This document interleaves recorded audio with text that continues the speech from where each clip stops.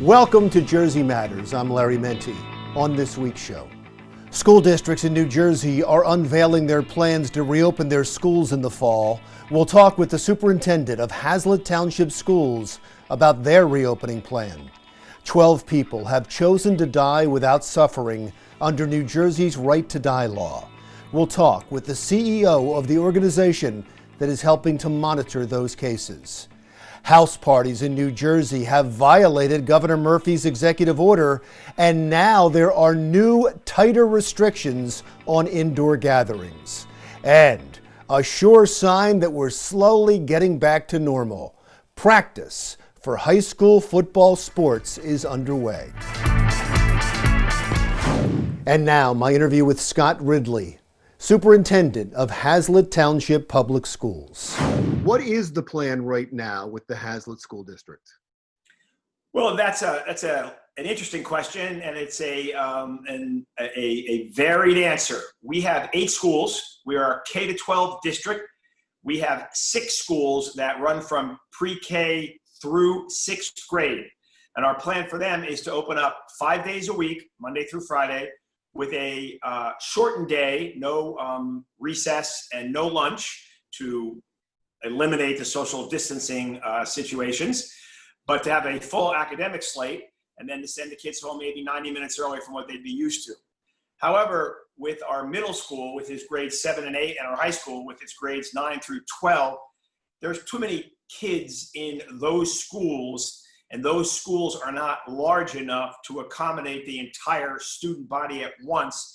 So we're going to go hybrid, twice a week, and then virtually twice a week in school and virtually twice a week, with Wednesday shut down for a sanitation and cleaning day. And we're hoping that that will at least allow us to impart the important educational components, although I am looking forward to those 2 days expanding, hopefully in the nearer future than further down the line. I talked to NJEA about this, and they were extremely concerned about reopening schools to the point where they said that they believe many of their teachers will opt out of that. Have you had a pushback from teachers? Not yet. We work very hard in our district. My assistant superintendent, Joanna Bali, and myself meet every single week with the association president. And last week, we added the entire executive committee, all of the 8 school representatives, to have these discussions. I respect that some teachers, because of their health, might elect that option, but we are bound to make a reasonable accommodation. And what we would probably do is hopefully create an environment at the school where they could arrive through their own door and be completely alone and comfortable, and perhaps do some teaching from there. But again, we have 5 weeks from yesterday till we come back, and those conversations are still ongoing. I do anticipate some hurdles to clear, but hopefully we'll do them diplomatically and with tact, and it won't be an egregious experience. Yeah, you laid that out to say that you understand, but it doesn't sound like you're giving teachers an option to stay home. They have to show up to work, is what you're saying at this point. At this point, that is our preference. We've spoken with legal counsel, and he believes that we are within our rights to do that. But I want to be clear in saying these are conversations still to take place. And I am not, anybody in my district will verify this, a top-down leadership guy. I think all voices deserve to sit at the table and be heard. And only until after we have those conversations, which quite frankly will be in the next week to 10 days, will we be prepared to kind of establish a position and move forward from there. Is this the most difficult decision you've ever had to make as superintendent? Here's something I'm not proud of saying. I've been in education for 35 years. You go into private industry because you want to make some money and live comfortably. You go into education because you want to change the world. And I still want to change the world for the better of kids. And for the first 34 years, I loved every minute of it. I'm not so certain I'm having all that much fun these days. I don't mind the challenge. I don't mind a lot of the obstacles that we encounter. That comes with the territory, but it's just so hard to create a plan that's going to please everyone, and that sometimes is depressing. And there's so much uncertainty. I can't imagine the decision you have to make. You have no idea what's going to happen in the fall. You can plan and you can put up the best precautions possible, but this pandemic, this disease seems to have its own mind. And so you may have to shut down again. Do you know what the parameters would be for that?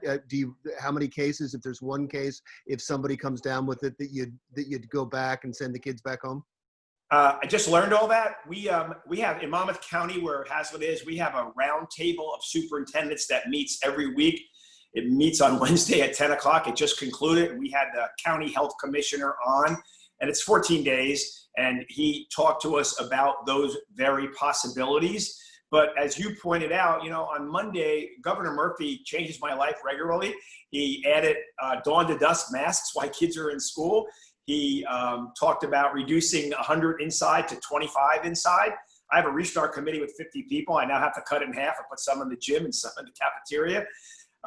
And I wouldn't want his job. I respect, his attempt to kind of get out in front of this, but every district is different. And yeah, at times I don't know what to look over my shoulder and what might be coming. At 1 o'clock today, he could say we're virtual till October, or he could say we're not. And you're right, we have to, roll with that punch as it lands. Well, sir, I don't envy your job right now. And as you said, it's become difficult this year as much as you've loved it in the past. I wish you the best. I wish your students and teachers and staff the best. And I hope this goes extremely well. I think everybody's pulling for schools to reopen and do it safely. I thank you for that. And if I may leave you with just one little quick story, we have a restart committee that meets every Thursday morning. It's comprised of parents, teachers, students, Board of Education members, et cetera, and police officers. And there was a mom there, PTO officer, with her daughter. And I walked up and I said, "What's your name?" She said, "My name is Emily." I said, "How old are you, Emily?" She said, "I'm 7 years old." I said, "Emily, do you want school to go back in real time?" She goes, "Yes, I do." And that was my drop the mic moment. And that's what in the end makes it all worthwhile. So thank you. Great story. Thank you, sir. Thanks for spending the time. That was Scott Ridley, Superintendent of Hazlet Township Public Schools.